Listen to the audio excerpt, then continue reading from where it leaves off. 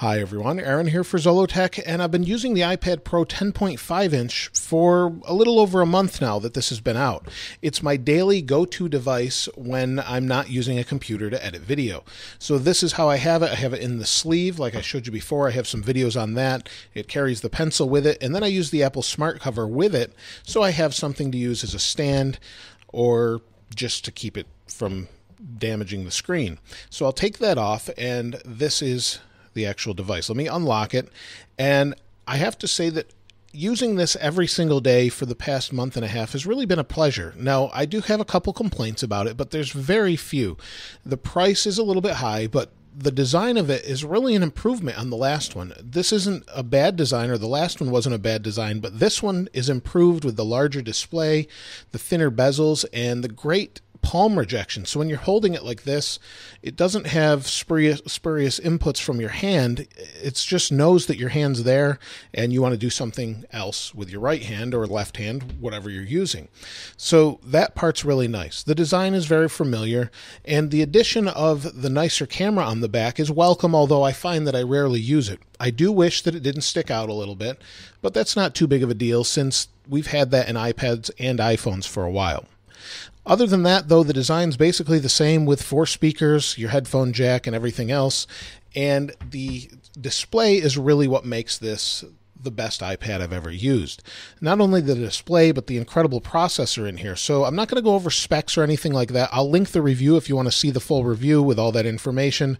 But basically, after using this display is really what is worth upgrading for. If you don't have an iPad Pro, this needs to be seen to be appreciated. So this display, like I said, is really what sets it apart, and the reason for that is it's the ProMotion display. So not only is it laminated and has an oleophobic coating and a anti-reflective coating, but it also has 120 Hertz ProMotion and True Tone, which uses ambient light sensors to actually make this look more like paper.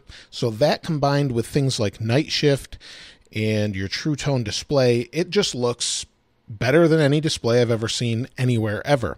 So if I open a web browser, we'll zoom back out. This is my website.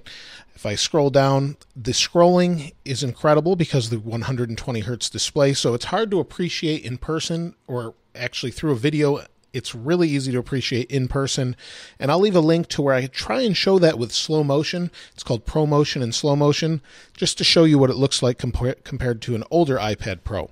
But this one, its speed and its smoothness is really great, and when you're trying to read something, text is incredibly clear, just like you expect on a Retina display, but it's just on another level because it feels like it's right there.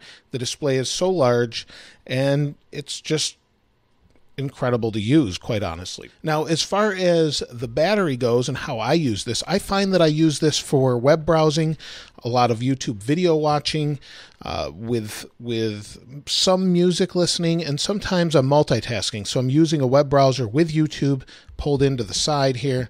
So maybe I'll have this open and then we'll pull over YouTube, and I was watching a video from some guys called Power Drift. I'll pull this in here, maybe watch this video. While I'm watching the video, I might be using the internet over here, or finding some reviews or something.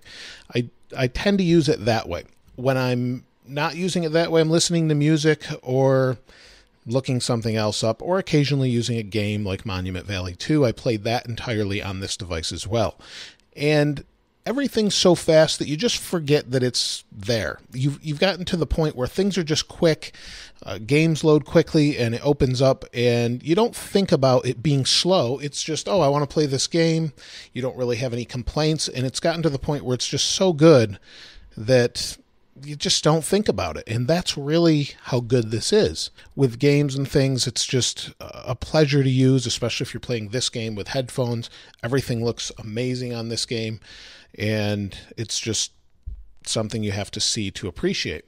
The speakers sound improved over that of what you had on the previous iPad Pro, although they're very good. They're just a little bit better on this one. I'm not sure what they did, but they tweaked them a little bit more. As far as the battery is concerned, battery is what you'd expect. You get about 9 to 10 hours watching a video. You go in, watch some video on YouTube, watch video through any library you have here of purchased movies or whatever you've got going on, and it lasts a good 9 to 10 hours. If you're doing other things as well, like video editing, if you're using maybe LumaFusion, which thanks to an earlier subscriber for actually pointing that out, I tried that out. Looks like it's going to be pretty good for editing on the go. And that's some of my complaints with this we'll talk about in a moment. But other than maybe editing some video or maybe using GarageBand, something that's a little bit more processor heavy, you're going to get 9 to 10 hours out of this. And then you can charge it quickly using a MacBook charger if you have one of those. Again, I did a video on that, and it does improve it by about an hour. So that helps as well. Now, my major complaints have to do with Pro apps. I just want better Pro apps. I want Final Cut Pro and I want Logic Pro. And we've got the drawing Pro apps like Procreate. There's some others out there that are really, really good. And we're just waiting basically for the video editing Pro app. LumaFusion's about as close as you get right now, which is great. But since I'm a Final Cut user, I'd love to see Final Cut on here.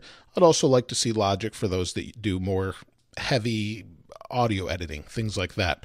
But other than that, that's my biggest complaint. The other complaint has to do with the home screen layout. I'd like to just be able to change it up a little bit. And with iOS 11, they changed it slightly, but you can't really manipulate the home screen layout. It's still the same thing.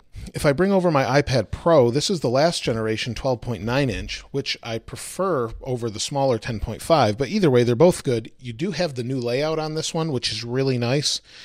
With the music, you can pull in, maybe I want to open up part of this over here. Well, actually, let me do this for you. If I open up music, swipe up, bring up a web page here, you've got that option now, and it's a little bit different interface than we had before, but we still have this grid, and I would love to see that changed. That's my biggest complaint with iOS 10 or 11 at this point. But I think iOS 11 is really what's meant for this device, and it will be great in September. It just brings a whole other level of sophistication to the iPad and ability. Other than that, there's not a whole lot I can say bad about this. Definitely pick one up. Check one out at your local Apple store, maybe a Best Buy or wherever you've got iPads, just to see it in person and experience. Put it next to an iPad, a regular iPad, an iPad Air, whatever they might have there, and you'll see exactly what I mean and how much better this actually is in person. Let me know your thoughts about it, though, in the comments below. I enjoy using it. I'll continue to use it, but as always, I'd love to hear what you have to say about it.